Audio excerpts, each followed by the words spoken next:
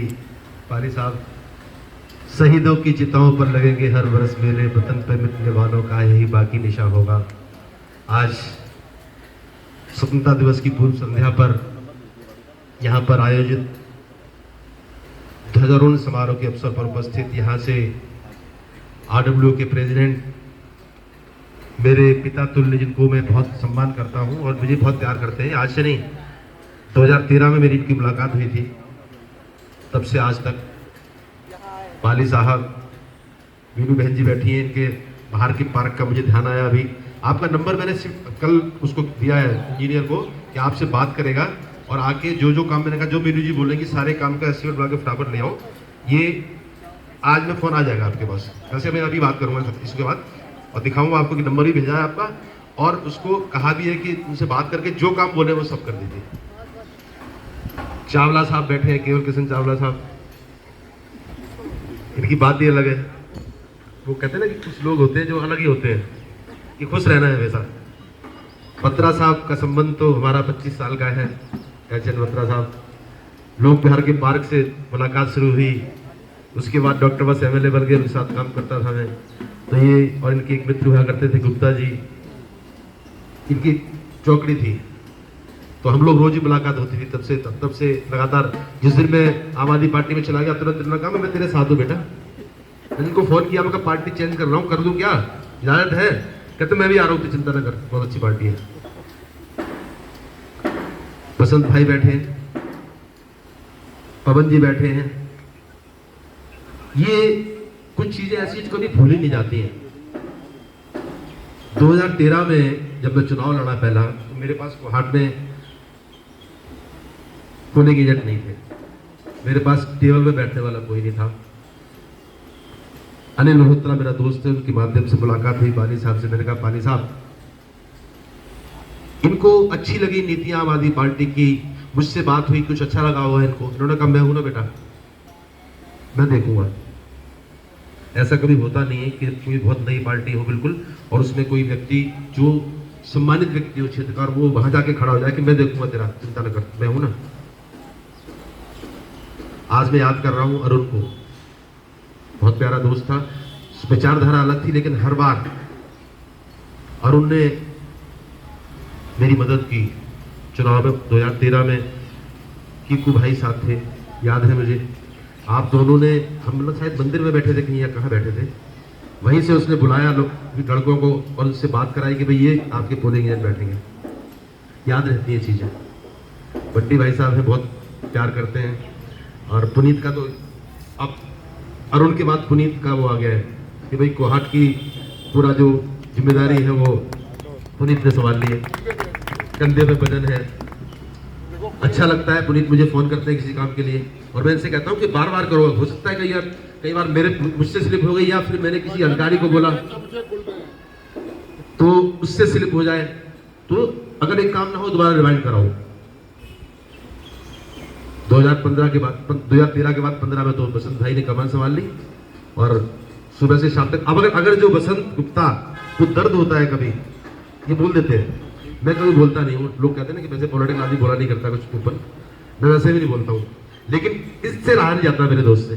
कहता है यार सुबह से शाम तक साला हम मत टेबल में बैठते हैं, सारे 5 साल काम करते हैं, तुम्हारी बातें सुनते हैं, और जब वोट की गिनती होती है तो वोट कम निकलते हैं। तो इसे गुस्सा आता है बसंत को। मैं फिर शांत करता हूँ, यार गुस्सा नहीं करना, कोई बात नहीं, गुस्सा नहीं करना, कोई बात नहीं, बदल जाएंगे धीरे धीरे, आज नहीं तो कल, कल नहीं तो परसों, हम कहाँ जा रहे हैं। कभी तो आदमी महसूस करेगा ना बंटी भाई साहब, कभी तो महसूस करता है कि यार काम तो करता है यार, ये आदमी तो बढ़िया यार, मुस्कुरा के बात भी करता है, फोन भी उठा लेता है, कुछ कहते हैं कर भी देता है। हम इसको बार बार वोट नहीं देते, चल दे ही देते हैं इस बार। कभी तो होगा ऐसा पवन जी, होगा ना। मैं तो इसी सिद्धांत पे चल रहा हूँ कि आज नहीं तो कल, कल नहीं तो परसों। अभी जाना कहाँ है, अभी 57 में हूँ, 70 साल तक तो चलता है ना देश में पॉलिटिकल मामला। 13 साल है ना अभी, 70 साल के बाद लोग प्रधानमंत्री हैं, राष्ट्रपति। बट ठीक है। चलिए, तो आज स्वतंत्रता दिवस की पूर्व संध्या पर आपको बहुत बहुत शुभकामनाएं, बहुत बधाई। होना तो ये चाहिए था कि पहले हम ध्वजारोहण करते तो तिरंगा लहराता हूँ सामने, लेकिन अभी करेंगे। अभी मैं मधुबन चौक में, मधुबन अपार्टमेंट में था, वहाँ ध्वजारोहण कार्यक्रम था। लेकिन एक बात बताऊँ, सिर्फ 60 फ्लैट है वहाँ पे, और मैं फोटो दिखाऊंगा, अभी 100 लोग थे वहाँ पे। 60 फ्लैट, संडे का दिन था, तो वो जो ऑर्गेनाइजर थे उन्होंने 10 बजे का टाइम दिया लोगों को और मुझे दिया 10:45 का। और क्या किया उन्होंने कि 60 घर में चले गए, 4 आदमी इकट्ठे हो गए, चलो जी 10:30 तक पहुंचना है जी, आ जाओ। तो मैं गया तो वहां 100 लोग बैठे थे। तो मैंने उनको पता क्या कहा, अगर जो वीडियो किसी ने बनाई होगी, मैं कहा भाई तुम्हारे 60 में तो 100 है, यहाँ पे मेरे 500 है, वहां तो कई 2000 लोग होंगे, आप चलो मेरे साथ।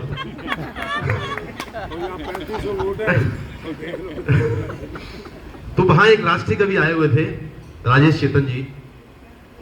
अब कभी तो कभी होता है, बोले जी 75वां अमृत महोत्सव है, हमें अमृत बांटना चाहिए, हमें ये करना चाहिए, सच्ची देशभक्ति होनी चाहिए, झंडा। मैंने कहा कि जब 2 दिन पहले राखी थी और 2 दिन चली इस बार हमारे यहाँ, तो हर भाई को, हर बहन को एक वचन लेना चाहिए था अपने भाई से कि भाई तू मुझे जो गिफ्ट देता है ना, आज एक वादा दे दे गिफ्ट के बदले में कि जैसे तू मेरा सम्मान करता है, जैसे मेरी इज्जत करता है, औरों की बहनों की भी इज्जत करना शुरू कर दे। इससे बड़ा कोई गिफ्ट नहीं होगा, मगर ये देशभक्ति है। तो मैं कहा राष्ट्रीय कवि साहब, समय कम है थोड़ा, अगर समय होता तो आपसे बात करते, लेकिन देशभक्ति ये होती है जो हम करते हैं। देशभक्ति वो है कि हर देश का नागरिक इस तिरंगे के बारे में, भारत के बारे में सोचना शुरू कर दे कि मुझे तन से, मन से, धन से इसके बारे में सोचना है, देश के बारे में सोचना है, और रात को सोने से पहले एक बार सोचे कि मैंने आज देश के लिए क्या किया। अगर 130 करोड़ जो लोग हैं पूरे देश के, जिस दिन ये सोचना शुरू कर देंगे, उस दिन हमारा देश संपन्न हो जाएगा, परिवार संपन्न हो जाएंगे, और लोग जुमले फेंकते हैं कि हम विश्व गुरु बनेंगे, उस दिन हम विश्व गुरु बन जाएंगे, उस दिन भारत विश्व गुरु बनेगा। कामों की बात थी, बहुत अच्छी बातें की, बहुत अच्छा लगता है। तारीफ तो हर चीज को अच्छी लगती है, भगवान के यहाँ भी जाओ, हनुमान चालीसा पढ़ते हैं, हनुमान जी खुश हो जाते हैं, जय हनुमान ज्ञान गुण सागर जय कपीस तिलों को जागर करते हैं ना। लेकिन मुझे आलोचना भी पसंद है, उससे मैं सीखता हूं। बत्रा साहब, कोई आलोचना करता है मैं सीखता हूं, लेकिन रुका नहीं जाता है, जवाब जरूर देता हूं।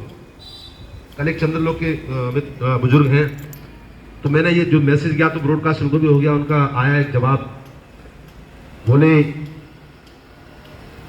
तो फोन दिखाना है, मैं दिखाता हूं।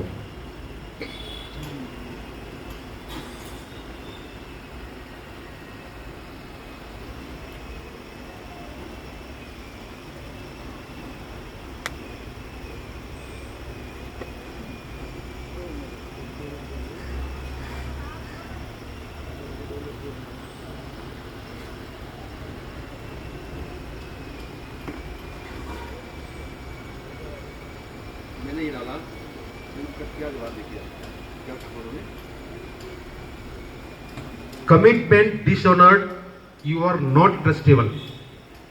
उनका जवाब आया मेरे पास, तो मैंने उनको लिखा, चश्मा लगा लो। मैंने उनको जवाब दिया, मैंने कहा I never dishonoured any commitment to anybody, all the roads of Chandralok are reconstructed by avenue fund, although reconstruction of inner roads of colony is responsibility of MCD and not mine. Let us sit together and resolve the misunderstanding। उन्होंने okay लिखा और उसकी उन्होंने phone कर दिया मुझे, video call. मेरे घर पे मैं, मेरी धर्मपत्नी और 2 रिश्तेदार आए हुए थे। अब उन्होंने वीडियो कॉल कर दी, तो वीडियो कॉल तो फिर आवाज तो होगी, फिर उन पे मैं आया, मैं कहा हाँ बताइए मुद्रा साहब। मैं कहा देखिए एक बात समझ लीजिए आप, पहले मैं आपको गिरा देता हूँ। चंद्रलोक में 95% सड़क मैंने बना दी, एक सड़क बाकी बनी है, सिर्फ बची हुई है 20 मीटर की, बाकी सब नहीं बना दी।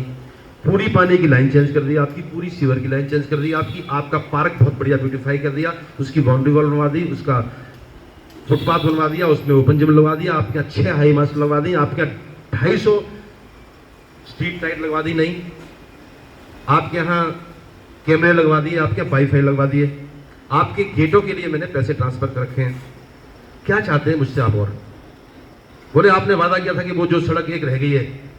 मैंने कहा कोरोना आया 2 साल बीच में, सब कुछ अस्त व्यस्त हो गया, तो कम से कम इतना आदमी थैंकलेस नहीं होना चाहिए कि भाई आप 10 में से 9 काम, 9.5 काम आपके हो गए।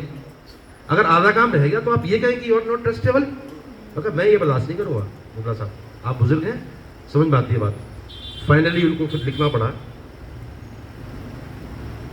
मतलब वो स्थिति आ गई कि बात करने की पोजीशन नहीं थी, उन्होंने फोन काट दिया। क्योंकि मैं कम परवास बात ही करता हूँ कि वोट के चक्कर में पड़ता नहीं हूँ। वोट के लिए तो रिचर्ड भाई साहब बता रहे थे अभी कि वोट कहाँ से मिल जाते हैं, जहाँ टेंशन नहीं है। थोड़े बहुत वोटर की परवाह नहीं करता मैं, कि जाए तो जाए, कोई बात नहीं। क्यों भाटिया साहब ठीक है ना, विवेक भी जानते हैं इस बात को, मेरी बात को, कि मैं कहता जरूर हूँ, मैं किसी को रखता नहीं, किसी को उधार रखता नहीं हूँ।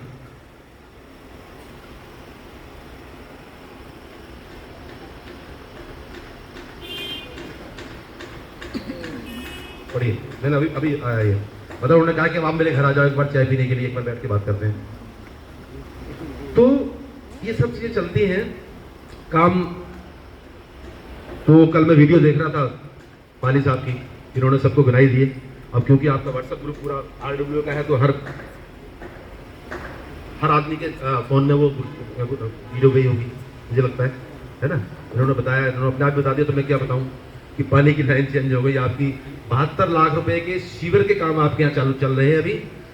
संजीत गहलावत हमारे जोनल इंजीनियर हैं, जो जिनके मार्गदर्शन में काम चल रहा है, यहाँ पर देख रेख में काम चल रहा है। तो कुछ काम हो गया है, कुछ लगातार जारी रहेगा, और आने वाले कितने दिनों तक पूरा हो जाएगा संजीत हमारा काम यहाँ का? 1 से 1.5 महीने में, 2 महीने मान के चलो, 2 महीने में पूरा सीवर लाइन रिप्लेस होके और वो रेस्टोर हो जाएगा। जो सीमेंट वगैरह करते हैं इसके ऊपर, वो सब काम हो जाएंगे।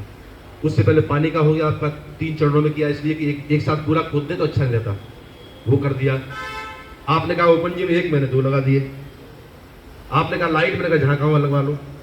कभी कोई मना नहीं की। सड़कों की 2-3 करोड़ की सड़कें अभी पीछे बनाई, 1-2 सड़कें और रह गई हैं, उसको भी बनाएंगे। वो तो 2 साल का पीछे ऐसा झटका रहा, पूरे देश के लिए रहा, पूरी दुनिया के लिए रहा। उसमें तो कोई, तो एक नेचुरल डिजास्टर था, प्राकृतिक आपदा थी, उसमें तो सब कुछ अस्त व्यस्त हो गया, तो कुछ विकास हो नहीं पाया। लेकिन मेरा प्रयास है कि जो मेरी रफ्तार थी पिछले टेन्योर की 5 साल की, उस रफ्तार को और तेज लाके, जो बीच का समय जो डिलीट हो गया उसको कंपनसेट करूं, उसकी भरपाई इस समय में कर दूं। इसलिए सुबह से शाम तक दौड़ता हूं मैं। खतरा साहब, ये बाहर का जो काम चल रहा है ना, ये बहुत स्लो जी, मैं ही करवा रहा हूं इसको। थोड़ा स्लो हो रहा है काम। स्लो नहीं हो रहा साहब, बहुत बढ़िया हो रहा है। ये होता है कि मानसून में ना 20 जून से कुछ शर्तें लागू हो जाती है कि आप ये नहीं कर सकते, आप वो नहीं कर सकते मानसून में। अब ये अगस्त 28 को खत्म हो जाएगा। उसके बाद बहुत तेजी से आपको 2 महीने के बाद ये शक्ल नजर आएगी इसकी, बहुत शानदार। आपको गर्व होगा कि आप क्वार्टिंग क्लेम में रहते हैं, जिसके बाहर एक सड़क है। जी जी, आपका भी 2 महीने बाद आप देखेंगे ना, तो जो आपका कोई दोस्त आएगा रिश्तेदार मिलने के लिए, वो कहेगा यार कितनी बढ़िया जगह पे रहते हो। और इसका ही बता दूं मैं आपको पाली साहब, 2015 में जब हमारी सरकार आई, तो सौभाग्य से आपके आशीर्वाद से मैं मंत्री था, तो ये तय हुआ कि हम दिल्ली के अंदर 7 सड़कें पहले पायलट पे लेंगे, एज ए पायलट प्रोजेक्ट। जैसी विदेशों में सड़कें होती हैं वैसी सड़कें बनाएंगे, ब्यूटीफाई करेंगे उनको। तो पूरी दिल्ली में 7 सड़कें बनाएंगे, उसका बजट एलोकेट किया, कैबिनेट में पास हुआ। मैं भी उसमें कैबिनेट में शामिल था, मेरे भी साइन थे उसमें। तो 7 में से 2 सड़कें मैं लेके आ गया था उसमें से, एक रोड नंबर 41, एक रोड नंबर 43। भट्टी भाई साहब, पूरी दिल्ली में 7 और आपके यहाँ 2, और दोनों बन रही हैं। अच्छा, साथ में लोगों को ये बता दो कि एमएलए को कितना फंड मिलता है और आप कितना खर्च करते हो। ये आज का अखबार पढ़ लो, आज का अखबार पढ़ो, आपको खुशी होगी। मैं आपको कटिंग देता हूं उसकी। बसंत जी आ जाओ, और दिखा भी दो और डाल भी दो ग्रुप पे। ये लीजिए, आज का अखबार है, क्या लिखा है? दोबारा खोल देता हूँ यार, पढ़ के दादी क्या लिखा है? हाँ देना यार, पढ़ के। लो पाली साहब, पहले वो चश्मा नहीं है। पढ़ो क्या लिखा है?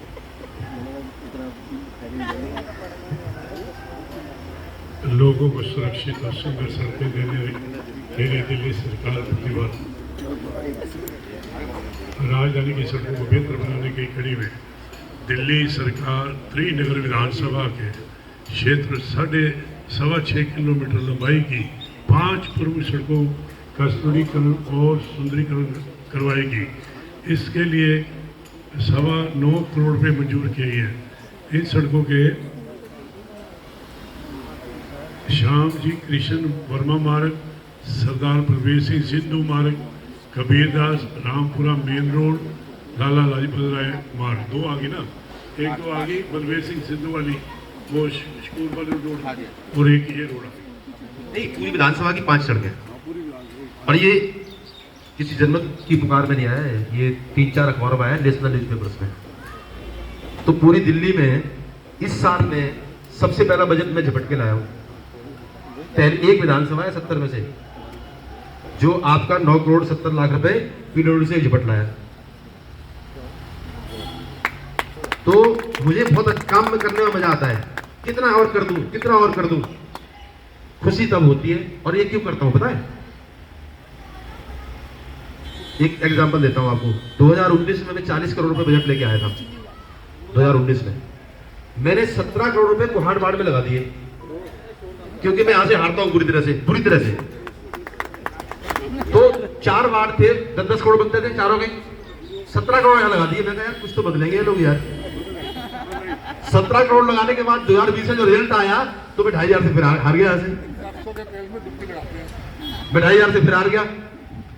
तो मैंने कहा यार ये क्या हो रहा है, मतलब इनका हिस्सा जो बनता है इनका 25% इनको दे दिया 40%, उसके बाद भी हारे हैं। तो मैंने कोई बात नहीं, उसके बाद में फिर लग गया उसी लाइन पे। सबसे ज्यादा बजट अब जो 2021 में और 22 में जितना जो काम हुए हैं सबसे ज्यादा आपके यहाँ हुए। लोक बिहार की सड़कें बना दी, आपके यहाँ की सड़कें बना दी, चंद्रलोक की सड़कें बना दी, एमपी के लिए की सारी सड़कें बना दी, राजधानी की बना दी, जो राम मंदिर से लेके सेंट कॉलोनी जो सिद्धार्थ अपार्टमेंट तक सड़क बनी हुई थी, 40 साल से ड्यूटी पड़ी थी, वो बना दी। सेंट कोलंबो से लेकर चंद्रलोक तक की बना दी। इस पे लग गया, 40 वो लगा दिए ओपन जिन वार्ड में। कभी तो सोचेंगे यार, आज नहीं तो कल। लॉन्ग टर्म इन्वेस्टमेंट है। इन्वेस्टमेंट लॉन्ग टर्म कर रहा हूं। क्या आज नहीं कल माननी तो पड़ेगी, मानना तो पड़ेगा। और खुशी तब होती है जब रिटर्न मिलेगा। 10 लोग सुबह 20 लोग इकट्ठे होते हैं पार्कों में। मैं तो नहीं जाता हूँ, मैं अवॉइड करता हूँ अपने एरिया के पार्कों को। कि होता क्या कि फिर टाइम इतना है नहीं, होता क्या है या इनके साथ बैठ गया, इनके साथ नहीं बैठा, इनके साथ बैठ गया, इनके साथ नहीं बैठा, सबके साथ बैठना पड़ेगा फिर। और कुछ लोग इतने बेले होते हैं कि 10 बजे तक पार्क में बैठते हैं। तो अगर मैं 10 बजे तक बाहर गया, फिर घर जाऊंगा, नहावा दूंगा, इतने में ऑफिस में 200 लोगों की भीड़ हो जाएगी। मुझे 9 बजे अपना काम पे जाना लगना होता है सीधा।